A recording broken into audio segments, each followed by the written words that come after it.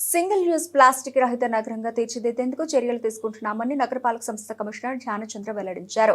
నగర ప్రజలు ప్లాస్టిక్ రహిత నగరంగా తీర్చిదిద్దే కార్యక్రమంలో భాగస్వాములు కావాలని కోరారు. నగర ప్రజల సహకారంతో సూపర్ స్వచ్ఛ లీగ్ లో స్థానం సంపాదించుకున్నామని, గార్బేజ్ క్లీన్ లో 7 స్టార్ సాధించుకున్నామని తెలిపారు. సత్యనారాయణపురంలోని వీఎంసీ జోనల్ కార్యాలయంలో స్వర్ణాంధ్ర స్వచ్ఛాంధ్ర కార్యక్రమం జరిగింది. ఈ కార్యక్రమానికి వీఎంసీ కమిషనర్ ధ్యానచంద్ర హాజరై మాట్లాడుతూ నగరపాలక సంస్థ అధికారులు, కార్మికులు, నగర ప్రజలు ఉమ్మడి కృషితో సూపర్ స్వచ్ఛ లీగ్ లో స్థానం సంపాదించుకున్నామని, గార్బేజ్ క్లీన్ లో 7 స్టార్ సాధించుకున్నామన్నారు. నగరాన్ని సింగిల్ యూజ్ ప్లాస్టిక్ రహితంగా చేసేందుకు చర్యలు తీసుకుంటున్నామన్నారు. ప్లాస్టిక్ వాడకం వల్ల మానవాళికి, పర్యావరణానికి ప్రమాదం ఉందన్నారు. ప్రతి ఒక్కరూ సింగిల్ యూజ్ ప్లాస్టిక్ రహిత నగరంగా తీర్చిదిద్దే యజ్ఞంలో భాగస్వాములు కావాలన్నారు. సింగిల్ యూజ్ ప్లాస్టిక్ నిర్మూలించేందుకు ప్రత్యేక చర్యలు తీసుకుంటున్నట్లు తెలిపారు. వచ్చేసి ఎండింగ్ ప్లాస్టిక్ పొల్యూషన్ ఈ థీమ్ తో ఎంటైర్ కార్పొరేషన్ ఈ రోజు 286 సచివాలయన్స్ లో 64 వార్డ్స్ లో అలాగే 3 సర్కిల్లో చేయడం.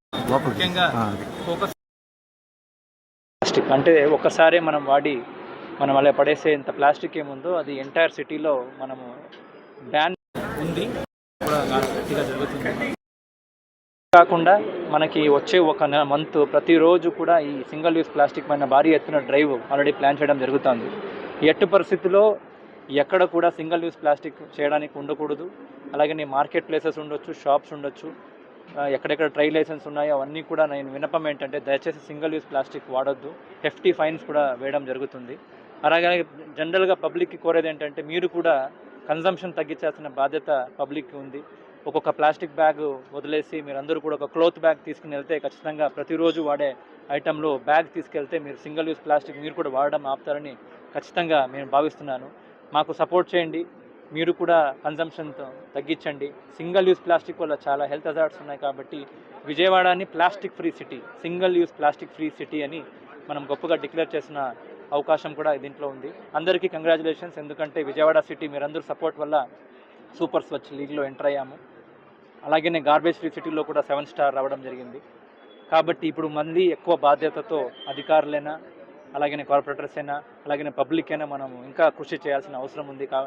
ఎందుకంటే ఇది ఒక లాస్ట్ స్టేజ్ కాదు, ఇప్పటి నుంచి మళ్ళీ ఇంకా బాగా మనం చేయాల్సిన అవసరం ఉంది. కాబట్టి మళ్ళీ అందరికీ కంగ్రాచులేషన్స్. మీ సపోర్ట్ ఖచ్చితంగా అవసరం. We will make Vijayawada more vibrant and successful. Thank you. Single use plastic తయారీ సంస్థల మీద సింగిల్ యూజ్ ప్లాస్టిక్ ప్రొడక్షన్ సంబంధించి నేను ఇక్కడ ఏం కమెంట్ చేయలేను. అవన్నీ కూడా గవర్నమెంట్ లెవెల్లో ఎన్ఫోర్స్మెంట్ జరుగుతూ ఉంటుంది. మినిస్ట్రీ ఆఫ్ ఎన్వైర్న్మెంట్ కూడా కొన్ని రూల్స్ ఆల్రెడీ 2021లోనే ఎన్ఫోర్స్ చేయడం జరిగింది.